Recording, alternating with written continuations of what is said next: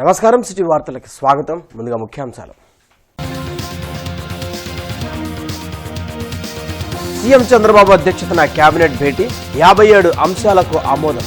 అక్టోబర్లో స్థానిక ఎన్నికలు నిర్వహించాలని నిర్ణయం. బీసీ రిజర్వేషన్పై అసెంబ్లీలో సీఎం చంద్రబాబు ప్రసంగం. 34% అమలుకు నిర్ణయం. బీసీలకు అండగా కూటమి నేతలు. బీసీ రిజర్వేషన్పై కోర్టుకు వెళితే చరిత్రహీనులుగా మిగులుతారని హెచ్చరిక. బీసీ రిజర్వేషన్ల ఆమోదంపై సీఎం చంద్రబాబుకు ధన్యవాదాలు తెలిపిన మంత్రి సవిత. చరిత్రలో బీసీలు మర్చిపోలేని రోజని వెల్లడి.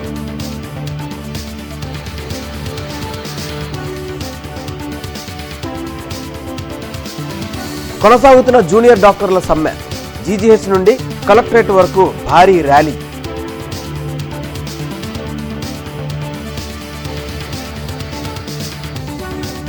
మండలిలో రెండో రోజు డిఎస్సిపై అధికార విపక్షాల మధ్య వాగ్వాదం. డిఎస్సి గురించి ఎందుకు చర్చించరన్న బొత్స. వైసీపీ సభ్యుల తీరుపై మంత్రి పయ్యావుల ఆగ్రహం.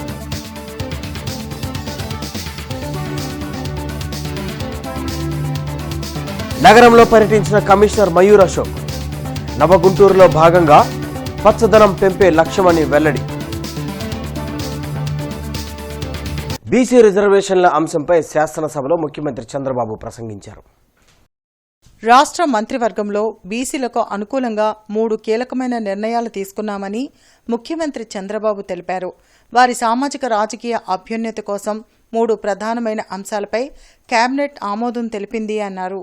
బీసీలకు గ్రామీణ స్థానిక సంస్థల్లో 34% రిజర్వేషన్లు కల్పించాలని నిర్ణయించామని తెలిపారు.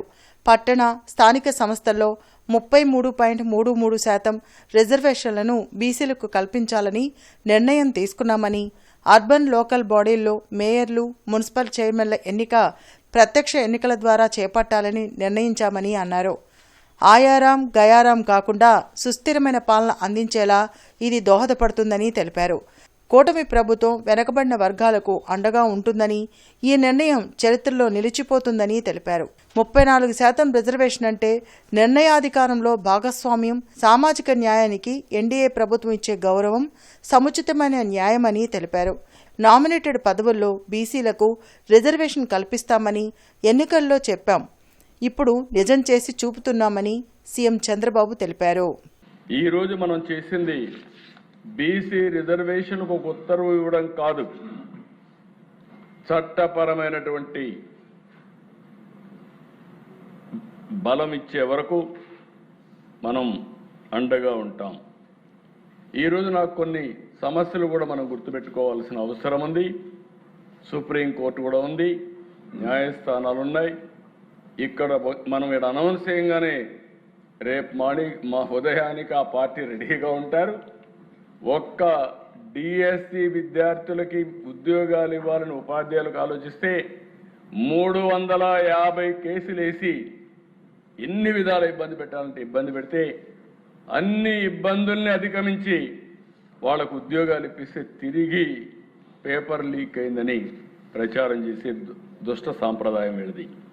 కాబట్టి రేపటి నుంచి నేను ఒకటే కోరుతున్నా, ఈ విషయంలో కానీ మళ్ళీ మీరు కోర్టుకు పోతే మాత్రం చరిత్రహీనులుగా మిగిలిపోవడమే కాకుండా రాష్ట్రంలో తిరిగి కోలుకోలేరని మరొకసారి హెచ్చరిస్తున్నాను అధ్యక్ష. సీఎం చంద్రబాబు అధికారంలో ఉన్న ప్రతిసారి బీసీలకు మేలు చేసేలా పాలన సాగిస్తున్నారని మంత్రి సవిత తెలిపారు. బీసీలు ఎప్పుడూ టీడీపీ పక్షపాతమేనని జగన్ కక్ష కట్టారన్నారు. 2019లో అధికారంలోకి వచ్చిన జగన్ ప్రభుత్వం బీసీ రిజర్వేషన్లో కోత పెట్టి 34% నుంచి 24% తగ్గించిందని మంత్రి సవిత అన్నారు. బీసీలకు జరుగుతున్న అన్యాయాన్ని మంత్రి నారా లోకేష్ తన పాదయాత్రలో గుర్తించారన్నారు. అధికారంలోకి రాగానే బీసీలకు 34% రిజర్వేషన్లు కల్పిస్తామని ఆనాడే హామీ ఇచ్చారన్నారు.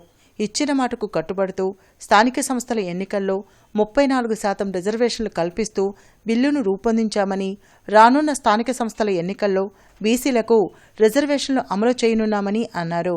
మరి లోకల్ బాడీ ఎన్నికల్లో మరి 34%తో మనము లోకల్ బాడీ గ్రామీణ స్థాయి ఎలక్షన్లకు వెళ్తున్నామన్న విషయాన్ని కూడా ఈ రోజు కేబినెట్ లో తీర్మానం కావడం, ఒక బీసీ మంత్రిగా, ఒక బీసీ బిడ్డగా నాకు చాలా గర్వంగా ఉందన్న విషయం కూడా మీకు అందరికీ తెలియజేస్తున్నాను అధ్యక్ష.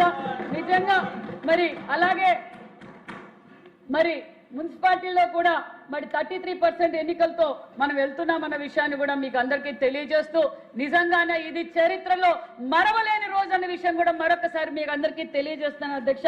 ఎందుకంటే నేను బీసీ, నా బీసీలు బడుగు బడిగిన వర్గాలని చెప్పి ఓటేయించుకున్న గత పార్టీ అంటే గత ప్రభుత్వం జగన్మోహన్ రెడ్డి గారు ఏ విధంగా బీసీలపై అక్రమ కేసులు పెట్టడం, బీసీలపైన దాడులు చేయడం, బీసీలను హతమార్చడం కూడా చూసి రాజకీయంగా కూడా దెబ్బతీసిన వ్యక్తి పార్టీ గొడ్డలి పార్టీ అన్న విషయాన్ని కూడా మీకు మరొకసారి తెలియజేస్తున్నాను అధ్యక్ష.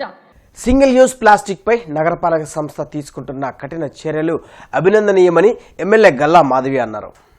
గుంటూరు నగరంలో సింగిల్ యూజ్ ప్లాస్టిక్ ను పూర్తిగా నిషేధించేందుకు గుంటూరు మున్సిపల్ కార్పొరేషన్ చేపడుతున్న చర్యలు అభినందనీయమని పశ్చిమ ఎమ్మెల్యే గల్లా మాధవి అన్నారు. ప్లాస్టిక్ కాలుష్యం నేడు పర్యావరణానికే కాకుండా మానవాళికి, పశుపక్షాదులకు తీవ్ర ముప్పుగా మారిందని ఆందోళన వ్యక్తం చేశారు. ఎమ్మెల్యే గల్లా మాధవి ఒక సెల్ఫీ వీడియోను విడుదల చేశారు. అయితే ఒక మంచి రోజు వచ్చిందని నేను భావిస్తూ ఉన్నాను. ఈరోజు జీఎంసీ వారి చర్యలు తీసుకుంటూ ఈ సింగిల్ టైమ్ యూజ్ ప్లాస్టిక్ని బ్యాన్ చేస్తూ ఇప్పటికే అనేక ఈ దొరికే ప్లేసెస్ కానివ్వండి, వాడే ప్లేసెస్ కానివ్వండి, ఈ వెండర్స్ దగ్గర నుంచి వాళ్ళకి నోటీసులు ఇవ్వడం జరిగింది. ఒక 1 మంత్ క్రితమే నోటీస్ ఇచ్చారు. ఇన్ని మైక్రోన్స్ తక్కువలో ఉన్న ప్లాస్టిక్ని, సింగిల్ యూజ్ ప్లాస్టిక్ని పూర్తిగా నిషేధించాలి, వాడకూడదు అని చెప్పి కూడా మనకి చెప్పడం జరిగింది. చాలా చాలా సంతోషకరమైన విషయం. దానికి చర్యల్లో భాగంగా నిన్నటి రోజు నుంచి కూడా చాలా వరకు ప్లాస్టిక్ని పట్టుకోవడం కానీ, అంటే దాన్ని ఉల్లంఘించి అది జస్ట్ లైట్గా తీసుకొని దాన్ని ఏముందిలే ఇది ఎప్పటిలాగానే అధికారులు ఏదో చెప్తారు మనం కంటిన్యూ చేద్దాము అనే ఒక విధానంతో వెళ్తూ మళ్ళీ దాన్ని వాడుతున్న పరిస్థితుల్లో నిన్ననే చూశాను నేను, చాలా వరకు ప్లాస్టిక్ని సీజ్ చేయడం జరిగింది. తమ సమస్యల పరిష్కారం కోరుతూ జూనియర్ డాక్టర్లు జీజీహెచ్ నుంచి కలెక్టరేట్ వరకు భారీ ర్యాలీ నిర్వహించారు.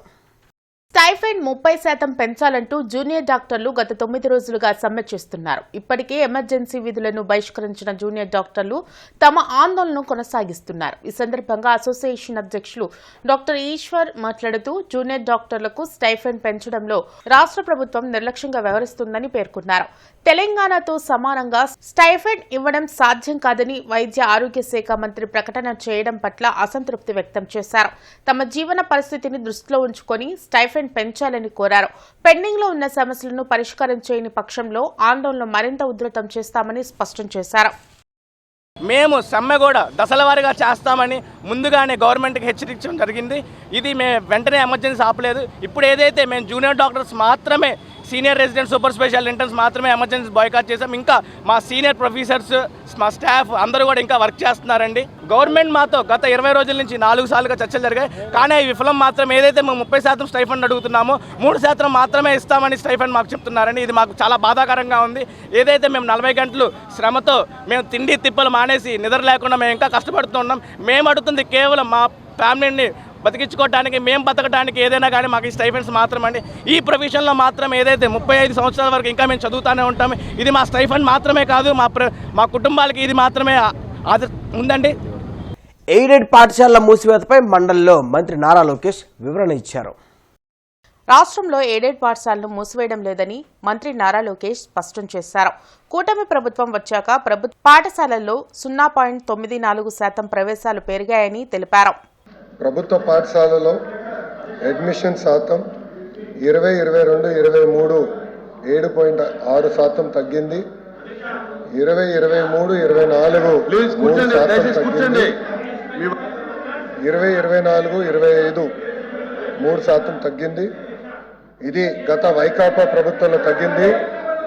ప్రజాప్రభుత్వ అధికారంలోకి వచ్చిన తర్వాత అవకతవకలు, ఫేక్ డేటా తీసేసిన తర్వాత 2025-26లో 1.69% తగ్గింది అధ్యక్ష. కానీ ఇప్పుడు ప్రత్యేకంగా 2026-27లో 0.94% అడ్మిషన్స్ పెరుగుతాం జరిగింది అధ్యక్ష. ముఖ్యమంత్రి చంద్రబాబు అధ్యక్షతన సమావేశమైన ఏపీ మంత్రివర్గం 57 అంశాలపై చర్చించి పలు కీలక నిర్ణయాలు తీసుకుంది.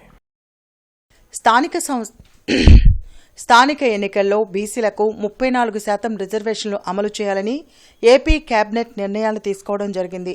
స్థానిక సంస్థల ఎన్నికల్లో రూరల్ ప్రాంతాల్లో బీసీలకు 34%, అర్బన్లో 33.1% రిజర్వేషన్లు కల్పించడంతో పాటు మేయర్ ఎన్నికలకు ప్రత్యక్ష పద్ధతిలో వెళ్లాలని కేబినెట్ నిర్ణయం తీసుకుంది. కర్నూలులో అగస్త్య గ్రీన్ ఎనర్జీ ప్రాజెక్టుకు మంత్రివర్గం ఆమోదం తెలిపింది. విశాఖలో Akshit solar cell module plant data సెంటర్ల ప్రతిపాదనలకు ఆమోదం తెలిపింది.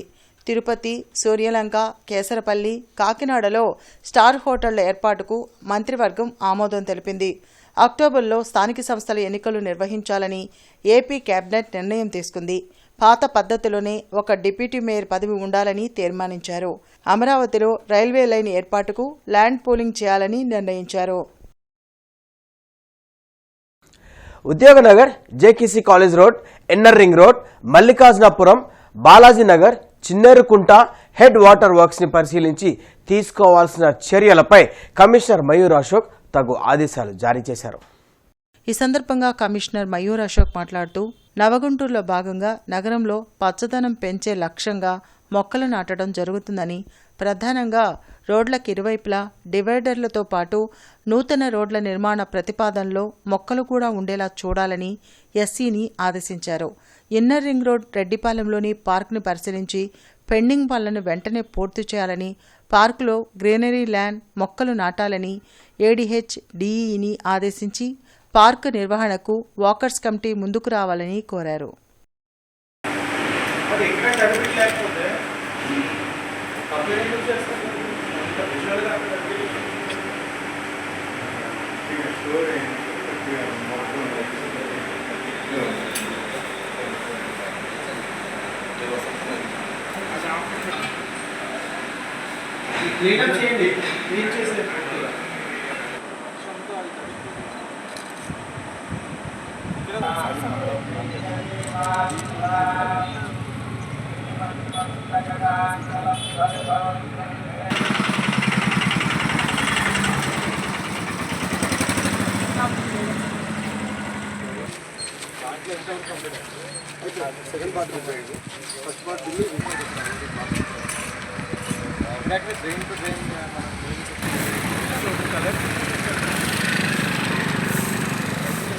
శాసనమండలిలో ప్రజా సమస్యలపై మంత్రి పయ్యావుల కేశవ్ మాట్లాడారు. అల్లరి చేసి సభ నుంచి వెళ్లిపోవాలన్నదే వైసీపీ సభ్యుల ఉద్దేశంగా కనిపిస్తోందని ఆయన విమర్శించారు. మండలి సమావేశాల్లో రెండవ రోజు కూడా డీఎస్సీ అంశంపై అధికార విపక్షాల మధ్య వాగ్వివాదం నడిచింది. చైర్మన్ మోషన్ రాజు అధ్యక్షతన కార్యకలాపాలు ప్రారంభం కాగానే డీఎస్సీ స్పోర్ట్స్ కోటాలో అక్రమాలు జరిగాయని వైకాపా సభ్యులు వాయిదా తీర్మానమిచ్చారు. వాయిదా తీర్మానాన్ని తిరస్కరించిన మండలి చైర్మన్ ప్రశ్నోత్తరాలు ప్రారంభించారు. దీంతో వైకాపా సభ్యులు చైర్మన్ పోడియం చుట్టూ చేరి ఆందోళనకు దిగారు. ప్రశ్నోత్తరాల సమయంలోనే మండలిలో విపక్ష నేత బొత్స సత్యనారాయణకు చైర్మన్ మాట్లాడే అవకాశమిచ్చారు. శాసన మండలిలో డీఎస్సీ గురించి చర్చ కోరుతుంటే ప్రభుత్వం ఎందుకు వెనకంజ వేస్తుందని బొత్స ప్రశ్నించారు. వేరే ఫార్మెట్లో రావాలని బొత్సకు చైర్మన్ చెప్పినా పట్టించుకోలేదు. దీంతో వైకాపా సభ్యులపై మంత్రి పయ్యావుల కేశవ్ ఆగ్రహం వ్యక్తం చేశారు. చైర్మన్ను అగౌరవపరిచేలా ప్రతిపక్ష సభ్యులు వ్యవహరిస్తున్నారని మండిపడ్డారు. ఒకే అంశం మీద డిఎస్సి మీద జరిగిన అవకతవకల మీద చర్చించాలి, సభలో చర్చించాలి, దాన్ని ఎంక్వైరీ జరగాలని చెప్పి నేను డిమాండ్ చేస్తున్నాను. ఇవాళ ప్రధాన పత్రికల్లో శాసనసభలో మాట్లాడారు అది మరి ఇక్కడ మాట్లాడడానికి ఎందుకు ఎందుకు ఆడుతున్నారో మాకు అర్థం అవట్లేదు. ఎందుకంటే వెనకెందుకు వేస్తారో మాకు అర్థం అవట్లేదు. వాస్తవ విషయాలు అక్కడ చెప్పిన ఇక్కడ చెప్పొచ్చు కదా, చెప్పొచ్చు కదా. ఏమి దీని తర్వాత చేస్తామని చెప్పి విద్యామంత్రి గారు ఉన్నారు కదా, విద్యామంత్రి గారు నేను చెప్పానండి. అక్కడ చెప్పిన ప్రకటనలు ఎక్కడైనా సరే బయటైనా ఇంటైనా ఎక్కడైనా మాట్లాడతామని చెప్పారు కదా, చెప్పండి ఆ మాట ఎక్కడ. దాని మీద తిరస్కరించడం జరిగింది. మీరు వేరే ఫార్మెట్లో రండి, లేదంటే మళ్ళీ ఒకసారి బీఎస్సీ పిలుస్తాను, బీఎస్సీలో మీరు డిసైడ్ చేసుకోండి. కాస్త హుందాగా పక్కకు జరగండి. వారు చాలా స్నేహశీలి, మనందరితో చైర్మన్ గారు బాగుంటారు. అట్లని మనం ఆ చైర్లో కూర్చున్నప్పుడు వారి మీద పడేటువంటి అడ్వాంటేజ్ తీసుకోకూడదు అనేటువంటిది ఇది మన సంస్కృతి, మనం నేర్చుకున్నటువంటి సంస్కృతి. ఇప్పుడు చైర్ని ఏ రకంగా మీరు అవమానిస్తున్నారు పబ్లిక్ గా అనేది అర్థమవుతా ఉంది. మనం నేర్చుకున్న సంస్కృతి ఇది అధ్యక్ష. నంబర్ 1, వారు రిప్లై అవుతుంటే కూర్చుంటారు.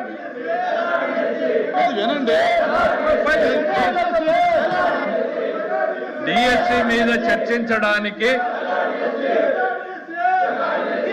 అధ్యక్ష వాళ్ళ ఉద్దేశం చాలా స్పష్టంగా అర్థమైంది. మాట్లాడేకేం లేదు, అల్లరి చేసుకుని వెళ్ళిపోవాలని. మోడీ చంద్రబాబు ప్రజా వ్యతిరేక విధానాలకు నిరసనగా కలెక్టర్ కార్యాలయం ఎదుట ఏఐటీయూసీ నేతలు ఆందోళన కార్యక్రమం నిర్వహించారు. ఏఐటీయూసీ రాష్ట్ర పిలుపులో భాగంగా అన్ని విభాగాల ప్రజా సంఘాల సమస్యలపై ఆందోళన కార్యక్రమం నిర్వహించామని రాష్ట్ర అధ్యక్షులు రావులపల్లి రవీంద్రనాథ్ తెలిపారు. ఎంతో కష్టపడి సాధించుకున్న కార్మిక చట్టాలను రద్దు చేసి 4 లేబర్ కోడ్లను తెచ్చి కార్మికుల నడ్డి విరుస్తున్నారని మండిపడ్డారు.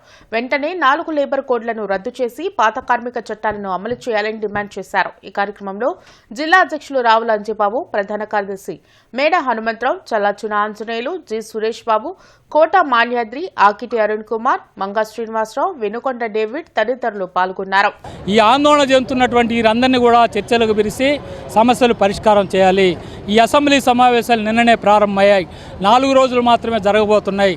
ఈ 4 రోజుల్లో వీళ్ళకి సంబంధించినటువంటి అంశాలపైన చర్చలు జరిపి పరిష్కరించకపోతే అందరినీ కూడా సమీకరించి పెద్ద ఎత్తున ఐక్య పోరాటాలకి సమాయత్తం కాబోతా ఉన్నాం.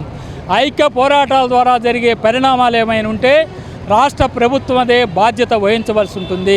2.5 సంవత్సరాలుగా ఓపిక బట్టి శాంతియుత ఆందోళన ద్వారా, సమ్మెల ద్వారా, వినతి పత్రాల ద్వారా, మెమొరాండాల ద్వారా ఎంత చేసినప్పటికీ కూడా ఒక్క అంగుళం కూడా ప్రభుత్వం స్పందించలేదు.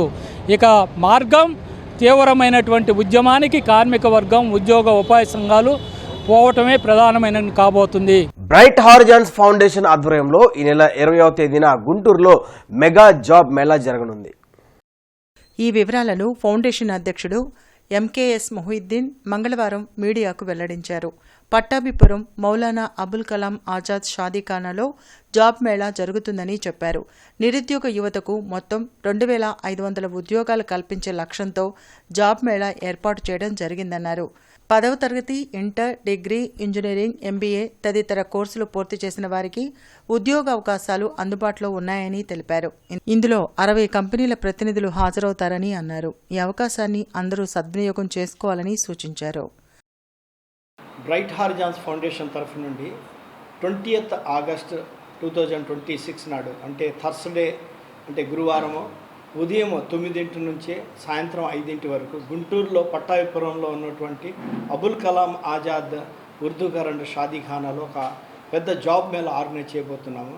ఈ జాబ్ మేళాలో మేము ఒక 60 కంపెనీలను ఇన్వైట్ చేయడం అంటూ జరిగింది. ఈ జాబ్ మేళాలో దాదాపుగా 2500 జాబ్ ఆపర్చునిటీస్ ఉన్నాయి. ఇందులో ఇంజనీరింగ్ స్టూడెంట్స్ కోసము, గ్రాడ్యుయేట్స్ కోసము, ఇటు బ్యాంకింగ్ సెక్టర్లో, హెల్త్ సెక్టర్లో, ఇంజనీరింగ్ సెక్టర్లో, మ్యానుఫ్యాక్చరింగ్ సెక్టర్లో రకరకాల జాబ్ ఆపర్చునిటీస్ ఉన్నాయన్నమాట. అందువలన అందరూ ఎవరైతే ఇంజనీర్స్ ఉన్నారో, గ్రాడ్యుయేట్స్ ఉన్నారో, post graduates, MBA students, diploma వాళ్ళు, ఐటీఐ వాళ్ళు, 12th చదివి పూర్తి చేసి ఖాళీగా ఉన్న పిల్లలు, ప్లస్ 10th చదివి ఏదో ఒక చిన్న ఉద్యోగాలు చేసుకుంటున్నట్టు ప్రతి వాళ్ళు వచ్చి ఈ యొక్క జాబ్ ఆపర్చునిటీస్ సద్వినియోగపరచుకో.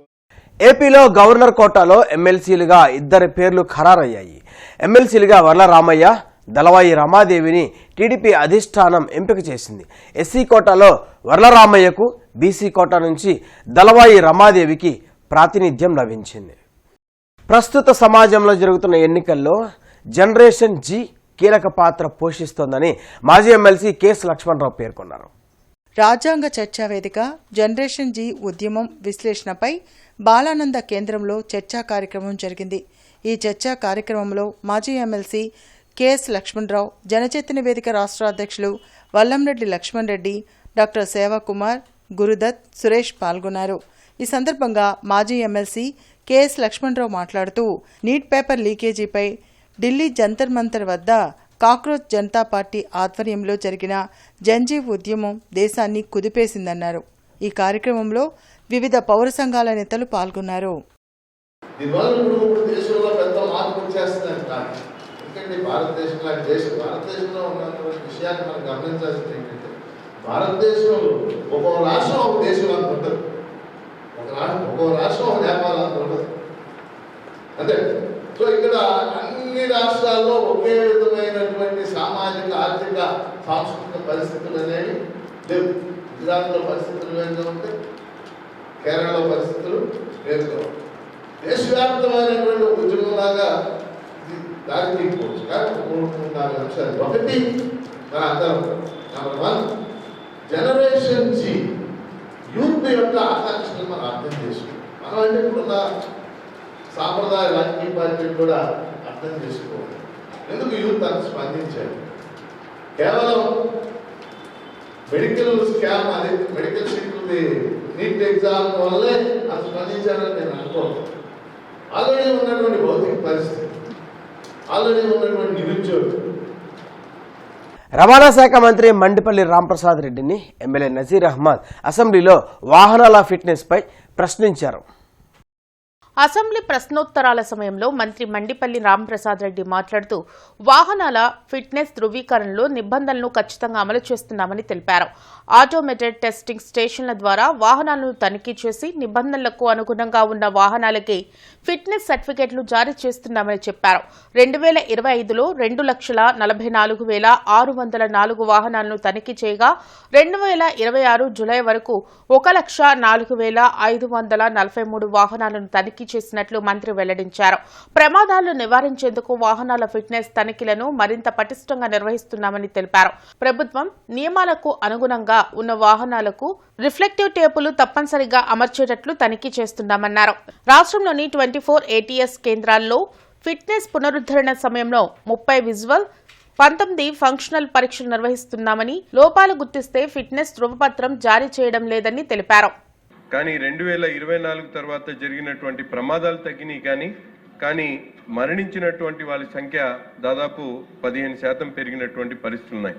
దీనికి ముఖ్యంగా లోతుగా పరిశీలిస్తే ఈ మధ్య రోడ్లు మన ఎన్ని అభివృద్ధి చెందిన అవకాశాలు, అంటే ట్రాఫిక్ రూల్స్ కూడా, రోడ్ సేఫ్టీ మెజర్స్ కూడా చాలా పెద్ద ఎత్తున తీసుకోవడం జరుగుతూ ఉంది. మన ప్రభుత్వం వచ్చిన తర్వాత దీని మీద ఎన్ఫోర్స్మెంట్స్ కూడా చాలా వరకు జరుగుతున్నప్పుడు కూడా, కానీ ప్రమాదాల్లో మరణ శాతం దేశంలో కల్లా సగటు కన్నా మన శాతం ఎక్కువ ఉంది. దీనికి కారణం కేవలం ఒక రిఫ్లెక్టివ్ స్ట్రిప్స్ అనే కాదు, అనేక అంశాలు ఉన్నాయి. కానీ ముఖ్యంగా ఈరోజు చూస్తే స్టేట్ హైవేస్తో పాటు మండల హైవేస్, విలేజెస్కి వెళ్ళేటువంటి రహదారులు కూడా ఇటువంటి యాక్సిడెంట్స్ జరుగుతూ ఉన్నాయి, నేషనల్ హైవేస్ కాకుండా. 1/1/2026 నుంచి 31/7/26 వరకు రిఫ్లెక్టివ్ టేప్ అతికించకుండా రోడ్డుపై తిరుగుతున్న వాహనాల నుండి 3.24 కోట్ల మొత్తాన్ని వసూలు చేయడం జరిగింది అధ్యక్ష. అలాగే సి ప్రశ్నకు సమాధానం 1989 కేంద్ర మోటార్ వాహనాల నియమావళి 175వ నియమం ప్రకారం మానవ ప్రమేయం లేకుండా మోటార్ వాహనాల ఫిట్నెస్ ధృవీకరణ పత్రాన్ని జారీ చేయటానికి, అలాగే రాష్ట్రంలో 24 ATS కేంద్రాల్లో కూడా నెలకొల్పడం జరిగింది అధ్యక్ష. ఈ కేంద్రాలు 181 కింద మోటార్ వాహనాల నియమావళిని నిర్దేశించి కార్యక్రమ విభాగంలో 189 కేంద్రాల వాహనాలు, అలాగే 24 ATS పరీక్షా కేంద్రాల వాహనాలకు ఫిట్నెస్ ధృవీకరణ పత్రాలు జారీ చేస్తాయి అధ్యక్ష. నర్సోపేట వినుకొండ రోడ్లోని కార్ డెకార్స్ అగ్ని ప్రమాదం జరిగింది. విద్యుత్ షార్ట్ సర్క్యూట్ జరగడంతో మంటలు ఎగిసిపడ్డాయి. దీంతో 4 కార్లు దగ్ధమయ్యాయి. హుటాహుటిన అగ్నిమాపక సిబ్బంది మంటలు ఆర్పారు. పక్క షాపులకు మంటలు వ్యాపించకుండా అగ్నిమాపక సిబ్బంది ప్రయత్నించారు.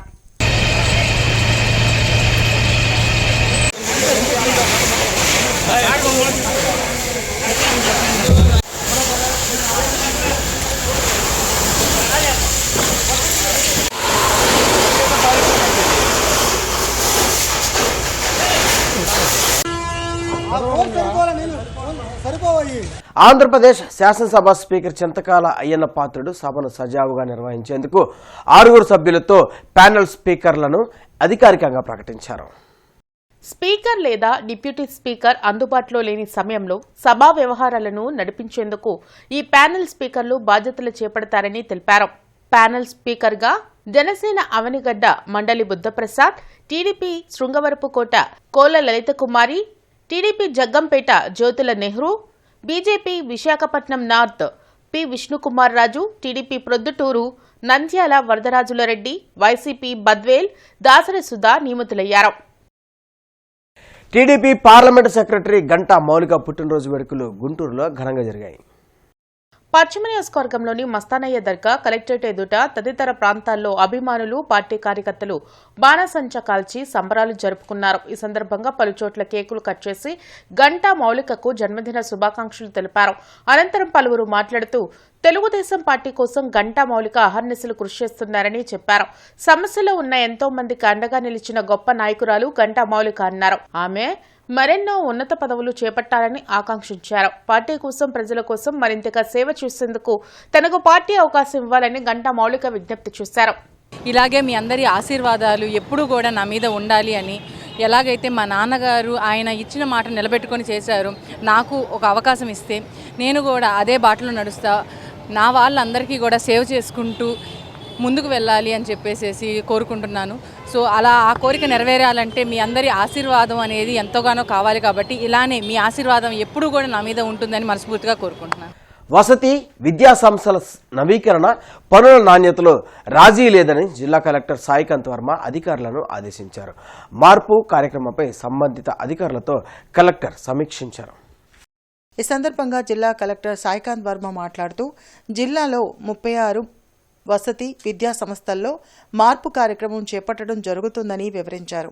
ప్రస్తుతం ఎంపిక చేసిన సంస్థల్లో సుందరీకరణ, ఆహ్లాదకర వాతావరణం నెలకొల్పడమే కాకుండా కనీస వసతులు పక్కాగా ఉండాల్సిందేనని స్పష్టం చేశారు. 10 మందికి ఒక మరుగుదొడ్డి ఉండే విధంగా చర్యలు తీసుకోవాలని ఆదేశించారు. ఈ సమావేశంలో జిల్లా సాంఘిక సంక్షేమ శాఖాధికారి కెఎల్ హర్షిత, జిల్లా బీసీ సంక్షేమ శాఖాధికారి కె మయూరి, జిల్లా గిరిజన సంక్షేమ సాధికారత అధికారి డి దుర్గాబాయ్ తదితరులు పాల్గొన్నారు.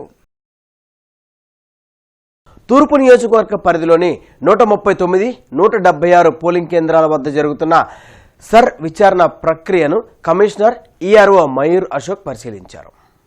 ఓటర్ల జాబితా ప్రత్యేక సవరణ కార్యక్రమం పారదర్శకంగా, నిర్దేశిత నిబంధనలకు అనుగుణంగా పక్కాగా జరగాలని గుంటూరు తూర్పు నియోజకవర్గ ఈఆర్ఓ నగర కమిషనర్ మయూర్ అశోక్ ఆదేశించారు. విచారణకు హాజరయ్యే ప్రజలు మరియు దరఖాస్తుదారులు తమతో పాటు నిర్దేశిత గుర్తింపు, నివాస ధృవీకరణ పత్రాలను తప్పనిసరిగా తీసుకువచ్చేలా బిఎల్ఓలు పూర్తి అవగాహన కల్పించాలని స్పష్టం చేశారు. రోడ్డు విస్తరణ పనుల్లో భాగంగా ఈరోజు ఉదయం 9 గంటల నుంచి మధ్యాహ్నం 2 గంటల వరకు బృందావన్ గార్డెన్స్, రాజేంద్ర నగర్ ప్రాంతాల్లో విద్యుత్ సరఫరాకు అంతరాయం కలదని విద్యుత్ అధికారులు తెలిపారు. కావున వినియోగదారులు శాఖకు సహకరించాల్సిందిగా కోరారు. నేటి మిర్చి ధరలు ఇలా ఉన్నాయి. నాన్ ఏసీ మిర్చి ధరలు: కామన్ వెరైటీ 334 రకం minimum 14,500, maximum 25,000, model 24,000. Number 5 minimum 15,000, maximum 23,000, model 21,500 రూపాయలు.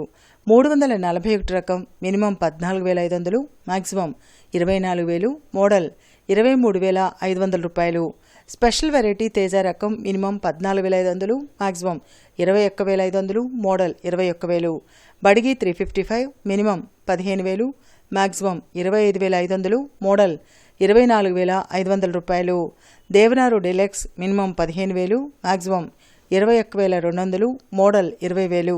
ఆర్మూర్ రకం మినిమం 15,000, మ్యాక్సిమం 21,000, మోడల్ 20,500 రూపాయలు. ఏసీ మిర్చి ధరలు: కామన్ వెరైటీ 334 రకం మినిమం 17,500, మ్యాక్సిమం 27,000, మోడల్ 26,500 రూపాయలు. Number 5 minimum 18,000, maximum 25,000, model 24,000. 341 రకం మినిమం 18,000, మ్యాక్సిమం 25,000, మోడల్ 24,500 రూపాయలు. స్పెషల్ వెరైటీ తేజ రకం మినిమం 17,000, మ్యాక్సిమం 22,500, మోడల్ 21,500 రూపాయలు. Byadgi 355 minimum 18,500, maximum 27,500, model 26,000. Devanur deluxe minimum 18,000, maximum 25,000, model 24,500 రూపాయలు. మిర్చి తాలూకాయ కామన్ వెరైటీ 334 రకం minimum 8,500, maximum 15,000, model 14,000. Number 5 minimum 8,000, maximum 14,000, model 13,500 రూపాయలు. 341 రకం మినిమం 8,500, మ్యాక్సిమం 14,000, మోడల్ 13,500 రూపాయలు. స్పెషల్ వెరైటీ తేజ రకం మినిమం 8,000, మ్యాక్సిమం 14,000, మోడల్ 13,500 రూపాయలు. బడిగి మినిమం 8,500, మ్యాక్సిమం 14,500, మోడల్ 14,000. ఈ వార్త ఇంతటితో సమాప్తం. నమస్కారం.